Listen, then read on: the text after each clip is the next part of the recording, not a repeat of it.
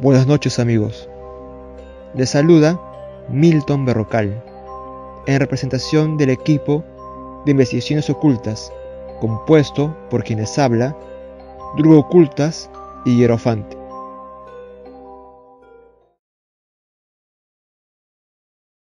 Allá por Halloween del 2007, yo solía buscar DVDs de documentales sobre fantasmas e investigaciones paranormales a casas abandonadas. Pero en el 31 de octubre, mi búsqueda de documentales, sea en puestos de ventas de DVDs, sea en YouTube, era sobre rituales satánicos celebrados y filmados a escondidas por personas intrusas, ya sea en casas, en cementerios, en parques o en bosques. Hasta la fecha no he podido encontrar tales videos. Sin embargo, uno puede encontrar en internet y en YouTube relatos sobre ritos satánicos. Es más, he hecho y subido algunos videos sobre relatos de personas que han presenciado ritos oscuros. Para todos ustedes, he decidido hacer este especial sobre Halloween y su lado oscuro. Este video será subido en la tarde, para que ustedes tengan la oportunidad de verlo en la noche. En este especial, hablo sobre algunos casos en los que se haya efectuado ritos satánicos. Es algo diferente al especial de brujas que subí el año pasado, pues en este video solo tratará sobre una compilación de relatos y casos de rituales y asesinatos satánicos de diversos blogs y artículos en páginas de internet. Los diferentes links de los blogs y páginas web usados en esta investigación los encontrarán en la descripción de este video. Sin más, prepárense que aquí comenzamos.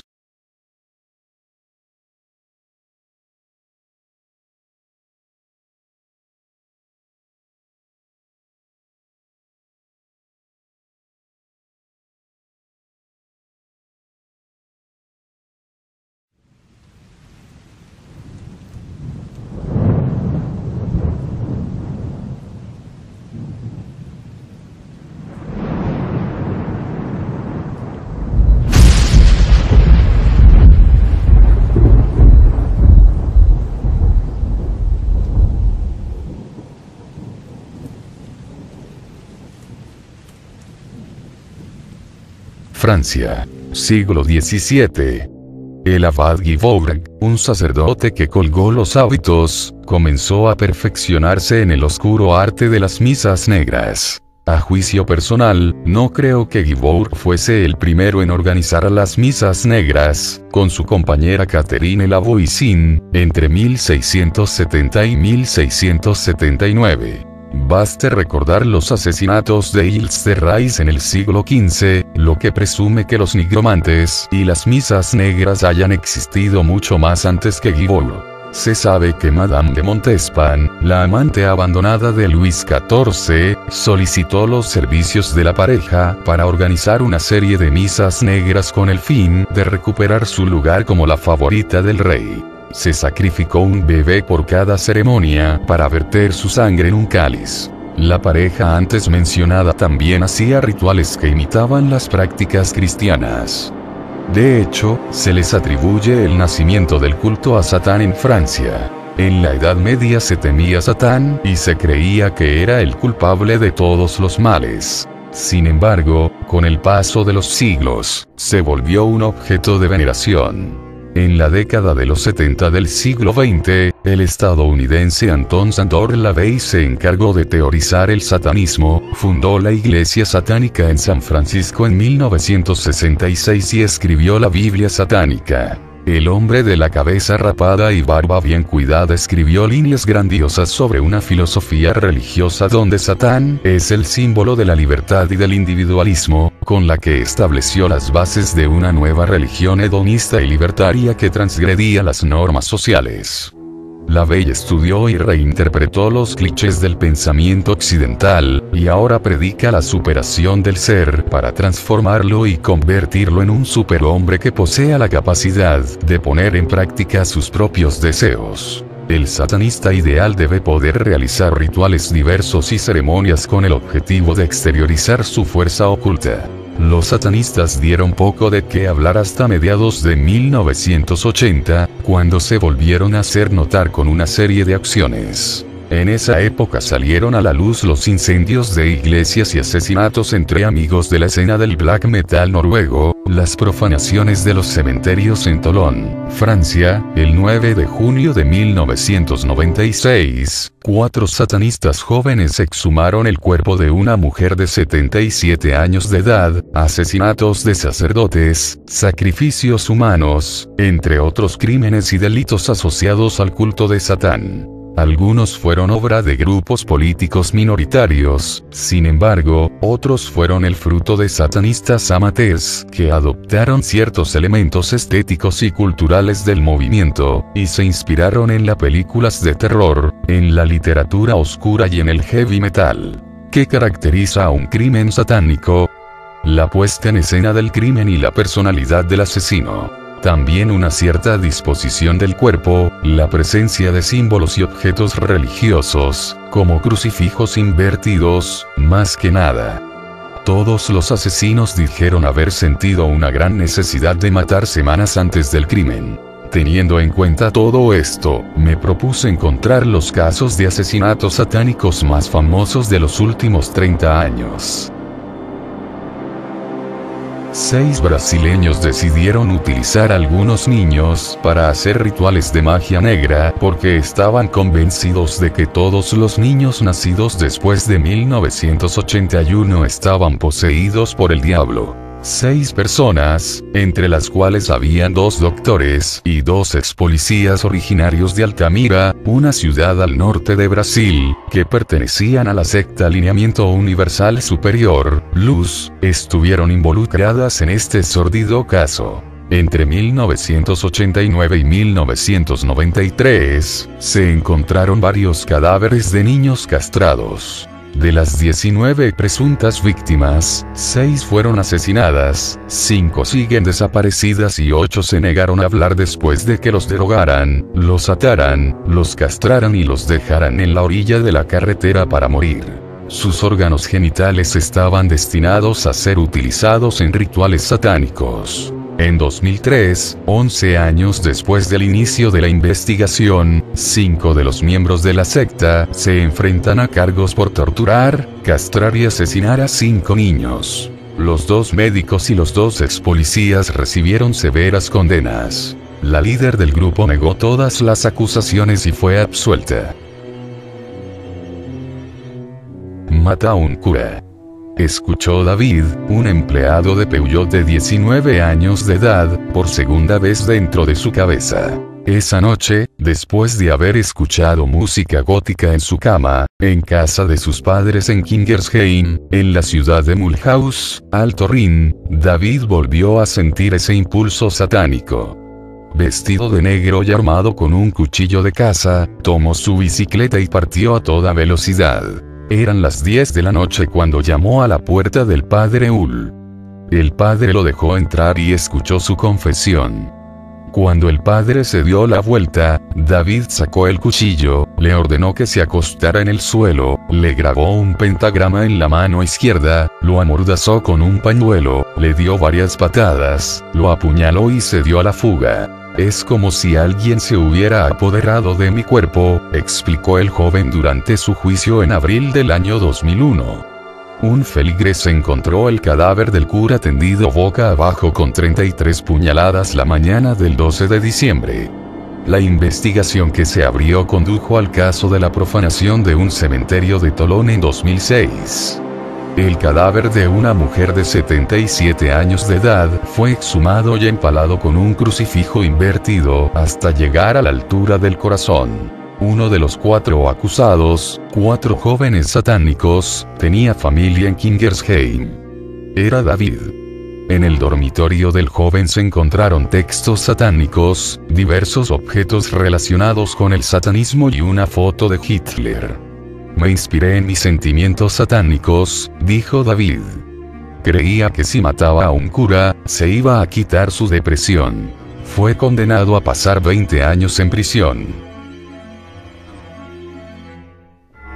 Por fin un momento en donde no le va tan bien a Davy, este habitante del departamento de Meurthe y Morcella, en la región de Lorena, Francia, acababa de perder su empleo de vigilante y tenía que tomar un tratamiento médico para cuidar su hernia discal y sus angustias. El cuarentón nunca fue muy amante de la vida. Le encantaba Edgar Allan Poe, la veía, escuchaba rock alternativo en su garaje, escribía poesía y estaba muy metido en la cultura gótica. El sábado 4 de junio, por la noche, se sirvió una copa mientras su esposa le daba de comer a su hija de 1 año y 3 meses de edad. Su otra hija, de 6 años de edad, producto de un matrimonio fallido, estaba en la habitación de arriba. Davy bajó a la bodega de donde sacó una lámpara enorme. Se aproximó a su esposa por la espalda, la golpeó con el aparato y le hundió el cráneo. La mujer corrió a esconderse a la cocina con el bebé. Davy la apuñaló con un cuchillo de cocina. Se llevó a la bebé a su habitación, trató de asfixiarla y terminó matándola con el mismo cuchillo. Después bajó a la cocina donde yacía su esposa, llevó su cuerpo a la sala y le rindió honores. Subió a la habitación de su otra hija, la obligó a que le hiciera una felación y volvió a bajar a la sala. Se sentó en el sillón, encendió unas velas y unos inciensos, se sirvió whisky y puso música. Vio a su esposa morir, la penetró, le tomó fotos y dibujó cruces invertidas en las paredes. Después se tomó sus medicinas y se fue a dormir. La policía encontró a la pequeña de 6 años encerrada en su habitación. No fui yo, fue él, Belcebú, dijo Davy tratando de explicar sus actos. El tribunal de Meurthe y Morcella no tomó en serio la intervención del diablo y condenó a Davy en abril de 2015 a cadena perpetua sin derecho a libertad condicional hasta pasados 22 años. El 6 de mayo de 1993, en West Memphis, Arkansas, una ciudad emblemática de fundamentalistas cristianos del cinturón bíblico, se encontraron los cuerpos de 3 niños de 8 años en las colinas de Robin Hood, con las manos y los pies atados con los cordones de sus zapatos. En vista de una escena tan macabra, los investigadores sospecharon inmediatamente de que se trataba de un ritual satánico. 3 adolescentes de los barrios pobres parecieron de inmediato los culpables ideales. Tenían entre 16 y 18 años de edad. Su delito fue tener un look gótico, amar el heavy metal y, sobre todo, no tener los medios suficientes para pagarse un buen abogado. A pesar de no tener pruebas concluyentes, 2 de ellos fueron condenados a cadena perpetua y el último fue sentenciado a pena de muerte en 1994. Análisis recientes demostraron que no se encontró ningún rastro de su ADN en la escena del crimen. En 2011 fueron declarados inocentes y puestos en libertad. El director de cine Tom Goyan rodó una película basada en el caso en 2014 llamada Devil's Knot. También se realizó un documental en 3 partes llamado Paradise Lost, de Joe Berlinger y Bruce Sinofsky. Dejé de llevar la cuenta a partir de los 22, confesó Miranda Barbour, de 19 años de edad, ante la prensa local cuando la encarcelaron por el asesinato de un hombre de 40 años en noviembre de 2013 en Pensilvania, Estados Unidos. No solo reconoció el asesinato con arma blanca por el cual la encarcelaron, sino que dijo haber cometido al menos 21 asesinatos más en todo Estados Unidos, en especial en Alaska. La joven explicó que empezó a los 13 años de edad, cuando frecuentaba a un hombre que era miembro de una secta satánica en Alaska. La joven huyó de su casa para formar parte del grupo. A pesar de que se mudó con su hermano a Carolina del Norte, nunca dejó de estar en contacto con los miembros de la secta. Según la prensa local, la noche del asesinato por el cual la encarcelaron, Miranda llevaba un vestido negro y en su coche se encontró una Biblia satánica y una daga medieval con la que mató a la víctima. Si me dan un mapa, puedo decirles dónde encontrarlos, declaró la joven mientras que la policía investigaba los lugares que mencionó. El 23 de julio de 1997, el cadáver de Joseph Ben Medur, de 36 años de edad, fue descubierto en el Parque Keilers de Göteborg, en Suecia. La víctima, que no escondía su homosexualidad, fue asesinada con 2 balazos. Los autores fueron 2 hombres de alrededor de 20 años, John y Vlad, miembros de la Orden Misantrópica de Lucifer, MILO, por sus siglas en inglés, una organización satánica. Uno de ellos era el vocalista de la banda de black metal Dissection. Los miembros de la MILO practicaban ceremonias ocultas donde sacrificaban gatos. Semanas antes del asesinato de Joseph Ben Medur, John y Vlad se volvieron locos. Dijeron que querían practicar sacrificios humanos y después organizar un suicidio colectivo, un acto que ahuyentó a un gran número de adeptos al culto. La justicia nunca pudo decidir si se trató de un crimen satánico o un crimen homofóbico.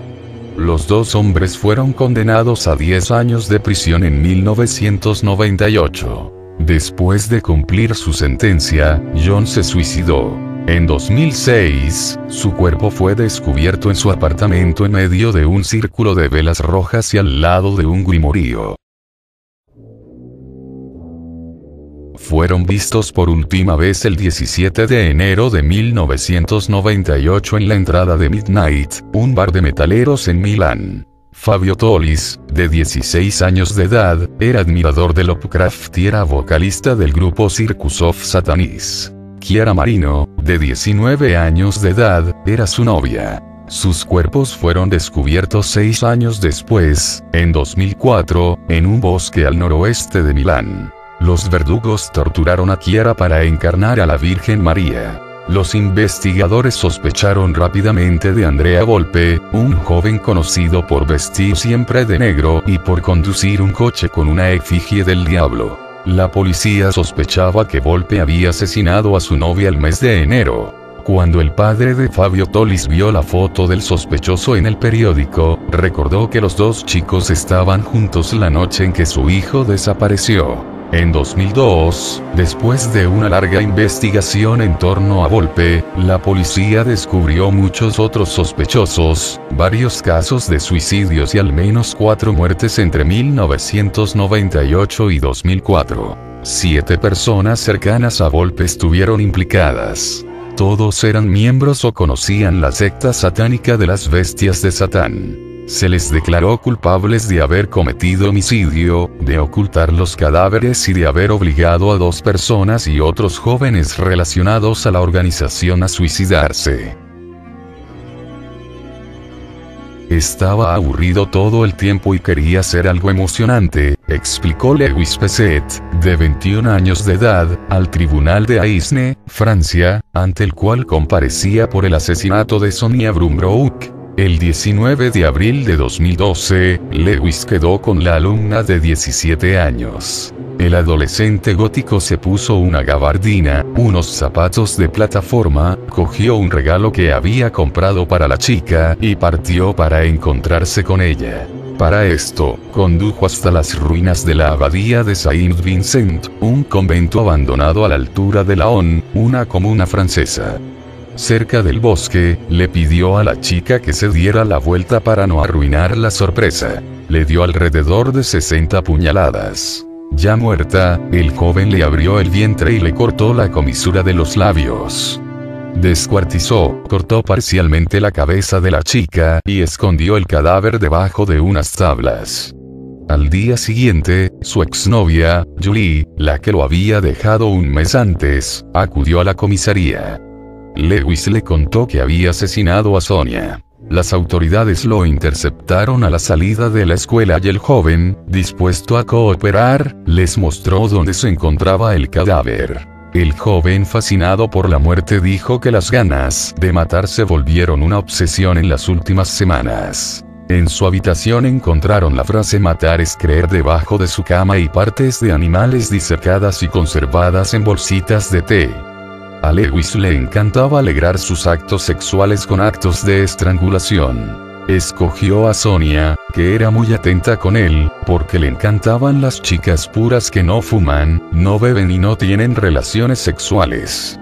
El 1 de octubre de 2014, Lewis Peschet fue declarado culpable por el asesinato de Sonia Brumbrook y fue sentenciado a cadena perpetua sin derecho a libertad condicional hasta pasados 22 años. Ricky Kasso, también llamado el Rey Ácido, llevaba puesta una camiseta de AC/DC cuando lo arrestaron el 5 de julio de 1984. Su detención causó revuelo en todo Estados Unidos. Ricky, de 17 años de edad, era hijo de un profesor de historia, había dejado la escuela y huyó de su casa, viviendo en la calle. También era drogadicto y participaba en ritos satánicos. Su rutina diaria era entregarse al satanismo, tomar LSD y dormir en cualquier coche que encontrara en Northport, un barrio de Nueva York. Formaba parte de un grupo de adolescentes satánicos llamado los Caballeros del Círculo Negro. Su libro de cabecera era la Biblia satánica de LaVey. Le encantaba Black Sabbath y Judas Priest. Su pasatiempo era ir a robar huesos humanos a los panteones. Un día se peleó con su amigo Gary Lewis. Al parecer, Gary le robó a Ricky 10 bolsas de polvo de ángel. 2 meses después, Kasso le pidió a Lawrence que pagara lo que le había robado.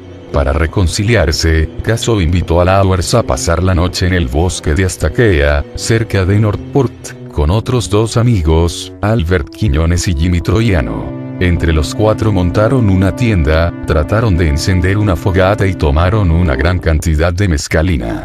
Kasso atacó a Lawrence, lo golpeó, lo apuñaló, alrededor de 30 veces, y le arrancó los ojos. El suplicio duró cerca de 4 horas. Durante ese tiempo, Kasso le dijo varias veces a la víctima: «Di que amas a Satán». «No, amo a mi madre», respondía Lawrence para enfurecer más a su verdugo. Según Kasso, Satán tomó la forma de un cuervo y le ordenó realizar ese sacrificio humano. De vuelta en la ciudad, Kasso alardeó sobre el crimen durante 2 semanas. Los adolescentes curiosos fueron enseguida al bosque para ver los restos apenas cubiertos con unas hojas. Una chica escuchó algunas conversaciones sobre el asesinado y avisó a la policía. El 4 de julio, las autoridades descubrieron el cadáver de Lawrence en estado de descomposición. Aún quedaba mucha carne en los huesos para obtener las huellas digitales e identificar el cadáver. Al día siguiente, Kasso y sus cómplices fueron detenidos dentro de un coche mientras dormían.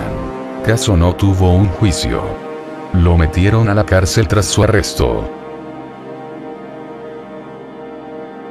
Adolfo de Jesús Constanzo fue un narcotraficante y fundador de una secta que no era propiamente satánica, evocaba a Palo Monte, de la tradición de la santería, pero esto no lo detuvo para realizar ritos que por sus características, se relacionan con el satanismo. Actuó en Matamoros, Tamaulipas, durante los años 80, y asesinó a cerca de una docena de personas. Por un lado, mandaba marihuana a Estados Unidos y, por el otro, secuestraba a víctimas con las cuales ejercía una violencia extrema. A una de las personas que asesinaron le cortaron el pene, las piernas, los dedos, las manos y, ¿por qué no?, le abrieron el tórax de un manchetazo para morderle el corazón, aún palpitante. El menú incluía sopa de sangre con cerebro de víctima. Sus rituales eran celebrados en rancherías a los que acudían algunos narcos, para los cuales se hacían los sacrificios con el fin de asegurar la protección de los envíos de droga.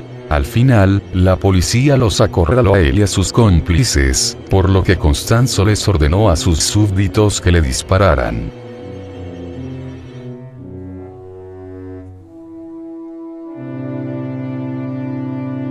Sacrificios humanos y crímenes satánicos.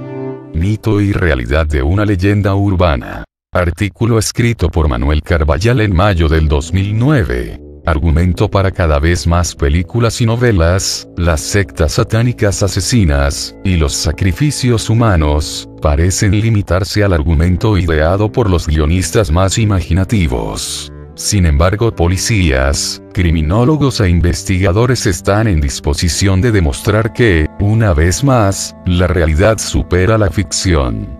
Este es el lado más oscuro y siniestro de las creencias religiosas. Cuando el inspector me telefoneó, para pedirme que me reuniese urgentemente con él, en la comisaría del Cuerpo Nacional de Policía, no entró en detalles. Solo me dijo que 2 inspectores de la Brigada de Homicidios se habían desplazado desde Cádiz a Galicia, siguiendo una pista relacionada con uno de los casos más dramáticos de la moderna historia criminal española, y querían reunirse conmigo. Así que cogí el coche y acudí a la comisaría lo más pronto posible. En aquel mismo despacho, y por desgracia, había tenido la triste oportunidad de examinar atestados, expedientes e informes sobre otros asesinatos y suicidios ocurridos en el contexto de las creencias mágicas o esotéricas, pero lo que aquellos 2 policías gaditanos me presentaban ahora era mucho más espeluznante que ningún otro caso anterior. Y no solo porque la víctima fuese una joven, de 16 años, totalmente inocente, sino porque las autoras del crimen eran 2 íntimas amigas de la víctima, de 16 y 17 años respectivamente. Pero lo más siniestro de este caso era el móvil del crimen. Querían saber qué se experimenta al matar. Los inspectores de homicidios llegados desde Cádiz hicieron desfilar ante mis ojos una serie de evidencias, incautadas en el domicilio de las jóvenes asesinas, que no dejaban lugar a dudas sobre su insana fascinación por el ocultismo, la brujería y el más allá. En la inspección ocular realizada en el domicilio de las asesinas, los policías habían descubierto abundante bibliografía sobre ocultismo y brujería. Libros como Ouija, Contacto con el más allá, Posesión, o Vivencias extracorpóreas del espíritu, compartían estanterías con fetiches y amuletos mágicos.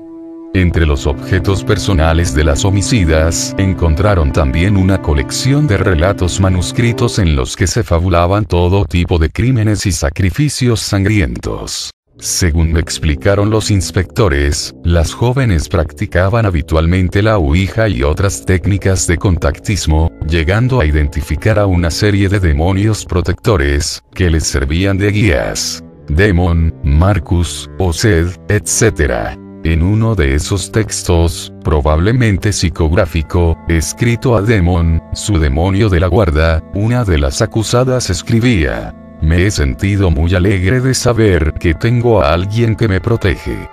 Al llegar a casa tuve que salir a comprar a la tienda, era como si alguien me abrazara en ese momento. Me siento acogida por algo. En el cuarto hay algo o alguien, no está vacío y me reconforta". La autora de esas palabras, que estaba y todavía está, muy vinculada a Galicia, era Iria Suárez. Apasionada por el ocultismo y la brujería, Iria y su amiga Raquel Carles Torrejón habían reconstruido con las cartas del tarot el crimen que iban a cometer aquel 26 de mayo, en el descampado del Barrero.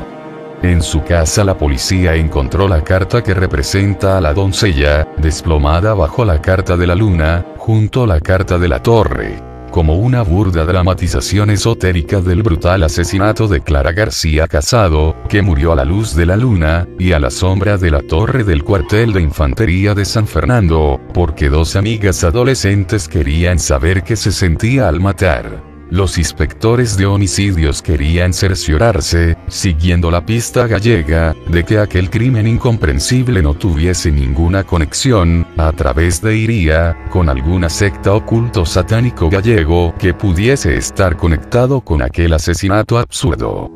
Pero no existía tal conexión. No había ninguna explicación ritual, ni esotérica, ni sectaria que nos ayudase a comprender aquel brutal asesinato.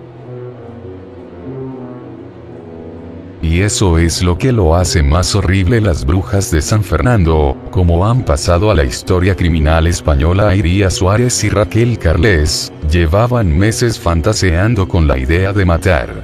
En diciembre de 1999, Iria había escrito a Raquel: "¿Quieres matar? Lo haremos, solo dime a quién".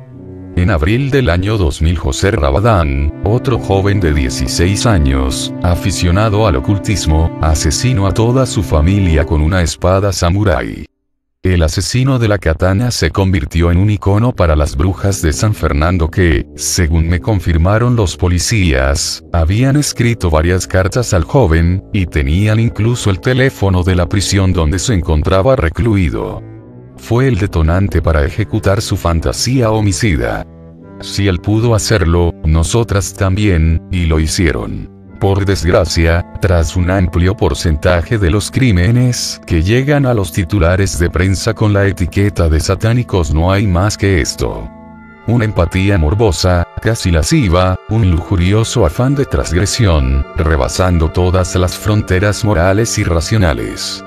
Matar solo por el placer de sentir el poder divino, de decidir sobre la vida y la muerte de un ser humano inocente. En realidad, este planteamiento tiene mucho de satánico, aunque no exista un culto organizado detrás de esos crímenes. El pasado mes de septiembre del 2008, sin ir más lejos, todos los medios de comunicación del mundo se hacían eco del último crimen adolescente, con nuevos tintes satánicos. Esta vez ocurrió en Rusia. Las víctimas, 3 chicas de 16 años y un joven de 17, habían desaparecido en junio pasado y sus restos fueron encontrados recientemente en Yaroslavl, a 300 kilómetros de Moscú, Rusia. Según los teletipos que dieron la vuelta al mundo, los cuerpos recibieron 666 heridas de cuchillo, luego fueron degollados y quemados en una hoguera, y sometidos a prácticas de antropofagia. Fueron detenidos 8 presuntos miembros de una banda llamada Los Devil, liderados por Nikolai Ogolovyak, a cuyo teléfono móvil habían llamado varios de los jóvenes asesinados, antes de la masacre. Ogolovyak está siendo investigado en estos momentos como posible responsable de un macabro crimen ritual, y con antecedentes por liderar una supuesta secta satánica en Rusia. Según todos los indicios publicados hasta la fecha, en realidad Ogolovyak no lideraba un culto satánico organizado, sino una tribu urbana, identificada con el movimiento gótico y siniestro, que no se había limitado a una corriente cultural, social y musical perfectamente integrada en la sociedad, como es lo habitual, sino que había querido experimentar más allá de las letras de sus músicos de rock favoritos, que con frecuencia juegan con conceptos diabólicos y macabros. Desgraciadamente no se trata de un caso aislado. A pesar de que, en general, los miembros de todas las tribus urbanas conocen y respetan los límites, de vez en cuando surgen excepciones. Y el increíble caso de Daniel y Manuela Ruda es el mejor ejemplo. Estábamos sentados en el sofá y de pronto, Daniel se puso de pie. Golpeó con el martillo a Frank. Mi cuchillo brillaba y escuché una voz que decía: apuñálale en el corazón. Entonces se lo clavé. Vi una luz a su alrededor. Era su alma, que había salido del cuerpo. En ese momento recitamos una letanía satánica. Este escalofriante testimonio fue presentado con total sinceridad, por Manuela Ruda, una joven alemana de 23 años, durante el juicio en el que ella y su marido eran juzgados por el brutal asesinato de su amigo Frank Hackert. A medida que avanzaba su declaración, Manuela iba desgranando todos los detalles de la cruel inmolación. Los hechos se remontan al 6 de julio de 2001, aquel día los Ruda atrajeron al joven Hackert, antiguo compañero de trabajo de Daniel, hasta su apartamento, en la pequeña localidad de Witten, al oeste de Alemania. Una vez allí y sin previo aviso, Daniel golpeó con un martillo a su víctima, mientras Manuela se ensañaba con él, asestándole 66 puñaladas.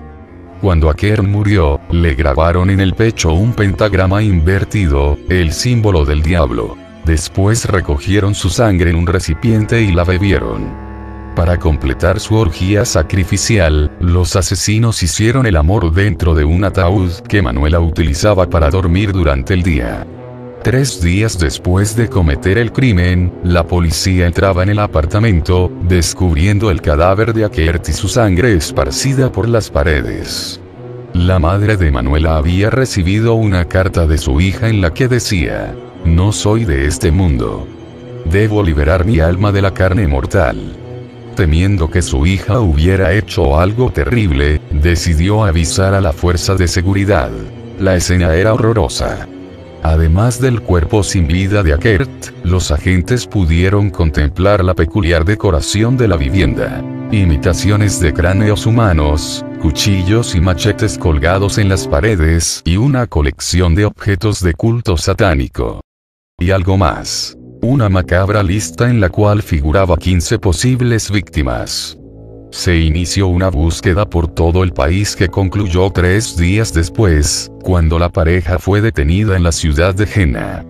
Durante el juicio, celebrado a comienzos de 2002, los acusados reconocieron haber asesinado a su amigo, aunque negaron cualquier responsabilidad, ya que, según declaró Manuela, solo habían seguido órdenes de Satán. No fue un asesinato, sino una ejecución. Satán nos lo ordenó. Debíamos obedecer, teníamos que matar. No podríamos ir al infierno a menos que lo hiciéramos. Y añadió fríamente: queríamos asegurarnos de que la víctima sufriera. El veredicto del tribunal fue más suave de lo que exigía la familia de Akert. Manuela fue sentenciada a 13 años de prisión y su marido recibió una condena de 15. El juez Arnjo Kerstin Tombrocker resolvió que antes de ingresar en una prisión convencional ambos deberían recibir tratamiento psiquiátrico. El diagnóstico de los médicos libraron a los esposos de una condena mucho mayor, ya que según dictaminaron, su responsabilidad estaba notablemente disminuida, los definieron como individuos profundamente perturbados. A lo largo del juicio surgieron numerosos datos que apoyaban el carácter ritual del crimen. Los asesinos se habían casado el 6 de junio, el 6 del sexto mes, y llevaron a cabo su sacrificio el 6 de julio. Estas fechas configuran una conocida cifra: 666, el número de la bestia en el Apocalipsis de San Juan. Daniel y Manuela aparecieron durante el juicio con una estética siniestra. Ropas negras, botas militares, cruces invertidas y peinados llamativos. La propia joven explicó que se había iniciado en el satanismo en el ambiente metalero del Reino Unido. Allí frecuentó locales de este tipo, e incluso llegó a realizar prácticas de vampirismo. Ante la atenta mirada de los presentes, Manuela Ruda reconoció haber bebido sangre de voluntarios que había conocido por internet y que junto a un grupo de personas con gustos similares, había frecuentado cementerios. Incluso relató cómo se había hecho enterrar en una sepultura para saber qué se sentía. Esta vez la historia de unos jóvenes rockeros amantes de la brujería, que matan por placer, no se trata de un guión cinematográfico. Lo más siniestro de los crímenes rituales, es que la realidad suele superar con creces a la ficción. Exactamente esto fue lo que dijo el director Eloy de la Iglesia cuando rodó la película Perdita Durango, inspirada en la increíble historia de los narcos satánicos de Matamoros. Si ruedo la película contando las cosas tal y como ocurrieron en realidad, nadie se lo creería. Adolfo de Jesús Costanzo conoció la regla de Palo Monte, regla conga o regla de Palo Mayombe en su Cuba natal. El Palo Mayombe es una de las religiones de origen africano que todavía existe en Cuba, y que allí está perfectamente integrada en la sociedad. Yo mismo he tenido la oportunidad de participar en ceremonias de Palo Mayombe en muchas ocasiones, y puedo dar fe de no existe nada ilegal en dichas ceremonias. Sin embargo, algunos de sus elementos rituales, como el rayado, o los sacrificios de animales, fueron magnificados por un Adolfo de Jesús, fanatizado y radicalizado, que llegó a sustituir los animales de cuya sangre se alimentan los orisas, dioses, del panteón africano, por seres humanos. Costanzo dejó la isla de la Revolución para inmigrar a México en busca de fortuna, como han hecho miles de cubanos. Allí ejerció como brujo profesional, recibiendo en su consulta a numerosos traficantes, extremadamente supersticiosos. De esta forma Costanzo comenzó a consultar, en calidad de palero y bacalao, a algunos de los más sanguinarios narcotraficantes mexicanos, que buscaban una protección mágica contra la policía. Poco a poco Costanzo fue introduciéndose en los círculos de poder en México. No solo a través de los grandes capos de la droga, sino a través de muchos actores, cantantes y presentadores famosos, que reclamaban sus servicios como brujo. Y finalmente el mismo Costanzo terminó liderando una organización criminal de narcotráfico, cuyas operaciones delictivas eran santificadas con los rituales de brujería más espeluznantes que ha conocido México desde los tiempos de la religión azteca. En una aberrante mezcla de palo mayombe afrocubano y satanismo, Costanzo y su partenaire Sara Aldrete, alias la bruja, sacrificaban a seres humanos en sus ceremonias de magia negra, entre torturas monstruosas, o esto es lo que afirma la sentencia del caso de crímenes satánicos más famoso del siglo XX. Cuando, a causa de una absurda irregularidad en un control de carreteras, la policía llegó al rancho de Matamoros, que la secta mafia de Costanzo utilizaba como sede, descubrieron espeluznantes engangas, los calderos mágicos del palo mayombe, y altares, rodeados de restos humanos, así como una enorme cantidad de fosas que salpicaban toda la finca.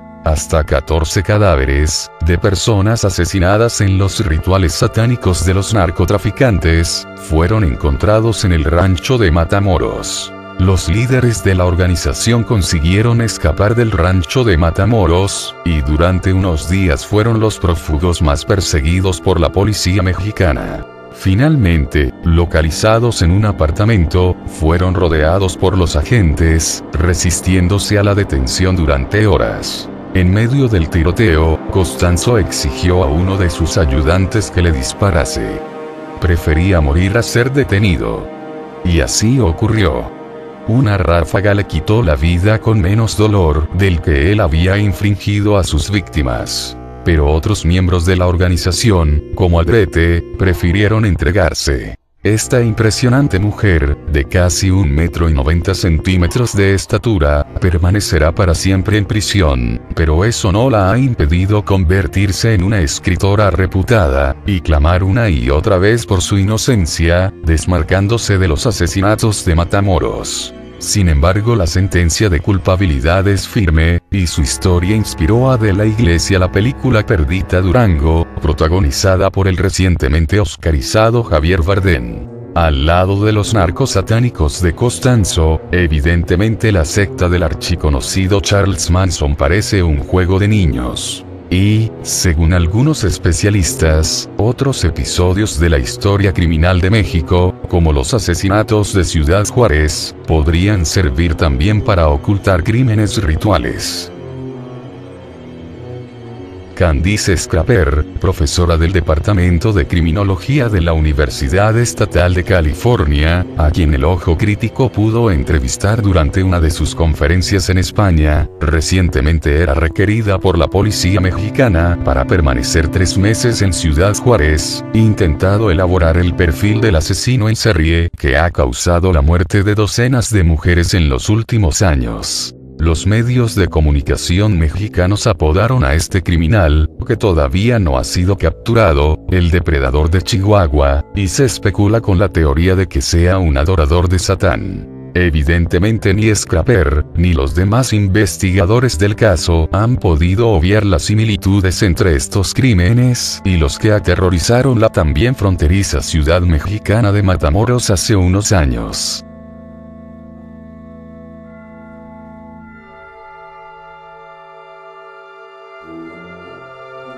Ahora les hablaré del caso de Antares de la Luz. Ramón Castillo Gaete, de 35 años, Antares de Luz, como se hacía llamar, es el ciudadano chileno que mandó a quemar vivo a un bebé, que era además su hijo, en noviembre del 2012, y recientemente huyó a Perú, donde finalmente se suicidó. Antes del crimen en la finca de Decoyiguay, en la comuna de Quilpué en Valparaíso en diciembre del 2012, Castillo Gaete tuvo una vida aparentemente normal. Mientras que, Por otro lado, llevaba un estilo de vida distinto en el que abusaba de mujeres, promovía matanzas de animales y humanos y consumía el ayahuasca. Antares fue el menor de 3 hermanos y llevó una vida acomodada, informó emol.com.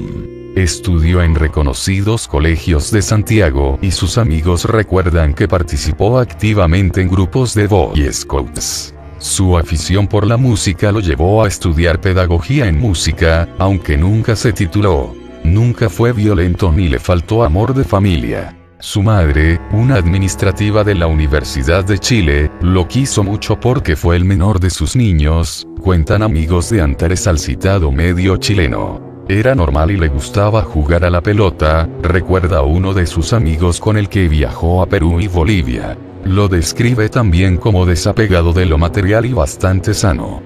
Ramón Castillo Gaete fue profesor de un liceo en Lo Hermida y jugó tardes enteras al fútbol con sus amigos en la ex Toma de Peñalolén.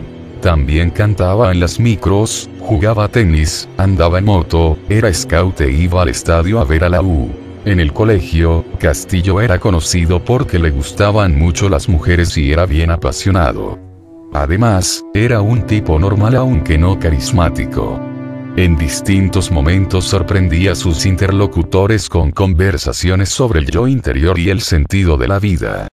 Este tipo de charlas se intensificó más después de viajar a China en el 2006 con su grupo musical Amaru, país en el que realizó algunas presentaciones. Ramón Gustavo Castillo Gaete llegó a la casa de uno de sus integrantes. Llevaba una cámara digital con unas fotografías que se había sacado recién. Quería mostrárselas a alguien porque estaba seguro que en esas imágenes aparecía la respuesta que lo atormentaba hacía años. Ramón repetía cada cierto tiempo que estaba enfermo, que sentía dolores y que se quería sanar. Las fotografías no eran perfectas. Eran a la altura del abdomen y estaban fuera de cuadro. Pero, según Antares de la Luz, como se hizo conocido entre sus seguidores y en la secta que lideraba, en ellas se veía claramente el rostro de alguien. Ahí se ven los seres que tengo adentro de mi cuerpo, le dijo. Los Amaru, el grupo al que perteneció Castillo entre el 2003 y 2006, ya habían notado cambios en el comportamiento de Ramón. Llegaba tarde a los ensayos, se llevaba mal con quien hacía pareja para tocar los instrumentos de viento y los había cansado de tanto repetir su conexión con la naturaleza y con seres a los que él llamaba seres de luz. Por eso el viaje a China, así lo habían decidido, sería su última gira. Pese a que se ha insistido en que ese viaje lo habría cambiado para siempre, los ex Amaru no lo creen. Junto con recordar el extraño episodio de las fotografías, dicen que la gira no fue distinta a otras. Como no sabíamos el idioma, prácticamente no nos separamos nunca. En esos días nunca vimos algo extraño. A Ramón le llamó mucho la atención la medicina china y los instrumentos que trajo de allá, pero no vimos nada raro, comenta un ex Amaru. Lo cierto es que poco tiempo después de dejar su grupo comenzó a radicalizar su actitud. Un amigo de su época de infancia dice que pasó periodos en que vivió como ermitaño en un sector cercano a Coyhuay en la quinta región y que hacía ayunos para limpiar su cuerpo. Luego vendrían los seminarios de sanación y la secta que lo llevó a matar a su hijo recién nacido en una hoguera. En su casa de Peñalolén Camilo junto a Marcos, ex cabo segundo del ejército y que hoy maneja un taxi, cuenta que antes de comenzar las clases tomaban desayuno y que siempre Antares les hablaba de su conexión con la naturaleza. Les contaba de ovnis y de seres de luz, pero ellos se reían. No lo tomaban en serio. Tampoco es que nos anduviera tratando de convencer. Le gustaban esos temas, recuerda Camilo, quien actualmente es director de la Orquesta Sinfónica Artemas. En vida, Ramón tuvo varios sobrenombres. En su barrio donde jugaba la pelota le decían Monra. Fanático de la U y delgado al extremo, pasaba tardes enteras peloteando con los amigos en las canchas de la ex Toma de Peñalolén. Uno de sus mejores amigos cuenta que fue al estadio hasta el año 95 cuando la U salió campeón frente a Temuco. Ramón ese día estaba en la galería y lo celebró como nunca. Años después, cuando con su grupo se reunía a ver a la selección, les reprochaba el hecho de que sus amigos se molestaran si Chile perdía. Siempre le gustaba llamar la atención. Una vez nos juntamos a la semifinal de Chile Sub-20 y lo invitamos porque no lo veíamos hace tiempo. No paró en todo el partido de decir que como nos preocupaban esas cosas, que había weas más importantes en la vida, comenta un amigo de ese entonces. Pero Ramón ya había cambiado. Ahora ya no se trasladaba en bicicleta. Andaba en una moto estilo chopera, usaba el pelo largo y su barba había comenzado a crecer. Se ganaba la vida haciendo clases de yoga y de música. Cobraba 15.000 pesos por una hora de clase de clarinete. Y tenía varios alumnos que hasta hoy están impactados con lo que ocurrió. Sus ex compañeros del grupo Amaru también. Dicen que nunca lo pescaron con la bola mística. Que más bien lo molestaban porque comía vegetales, tomaba mate y té verde. Era tan delgado que lo habían bautizado como el amuleto africano porque era puro hueso y pelo. Castillo había mostrado con ellos un grado de obsesividad que lo llevó a formar parte del grupo luego de varias insistencias que habían durado años. Cuando por fin lo logró, fue parte de la composición de Tibatlejo, uno de los temas del primer disco de la agrupación. Como pudo y con la ayuda de sus amigos del grupo y del músico de los Inti Illimani Max Berru, según recuerdan los ex integrantes de Amaru, Antares compró su primer clarinete marca Luis Rossi, conocido solista y luthier. Antares de la Luz vivía de su secta. Según lo que ha informado la Fiscalía y la DI, sus seguidores aportaban económicamente las altas sumas con las que lograban arrendar las parcelas donde vivían. En ellas, además de los abusos en contra de las mujeres y los supuestos golpes que le daba principalmente a su articulador Pablo Undurraga, Antares organizaba seminarios. Sus cursos de autoconocimiento y sanación, generalmente eran de 2 días y contemplaban extensas jornadas de meditación y comida sana. Así fue como cautivó a su séquito. En las charlas invitaba a repensar la vida, oraba y tocaba algunos de los instrumentos que se había traído de China. Uno de los participantes, que prefiere mantener su nombre en reserva, cuenta que nunca vio droga en ellos ni nada extraño. Fui a un seminario en Quilpué. Recuerdo que era una casa enorme. Pagaba 60.000 pesos y eso incluía el alojamiento y la comida, que consistía en leche y avena al desayuno y pastas o arroz con muchas verduras de almuerzo y comida, comenta. A los seminarios asistían hasta 25 personas y se inscribían vía Facebook bajo el nombre de la productora Calypso, que usaban como chapa. Pese a que todos los expertos entrevistados por televisión hablan del poder de convencimiento de Antares, eso no le alcanzaba para sus amigos. Quienes se toparon con él en esta faceta de sanador o gurú se sonríen. Y dicen que muchas veces le enrostraron esta supuesta facultad divina. Nunca le compramos, comentan. Al igual que algunos en Ecuador que lo bautizaron como Chantares, cuando Castillo les decía que sanaba con las manos. La nueva vida que llevaba con la secta estaba lejos del Ramón Castillo indigente de los registros de FONASA.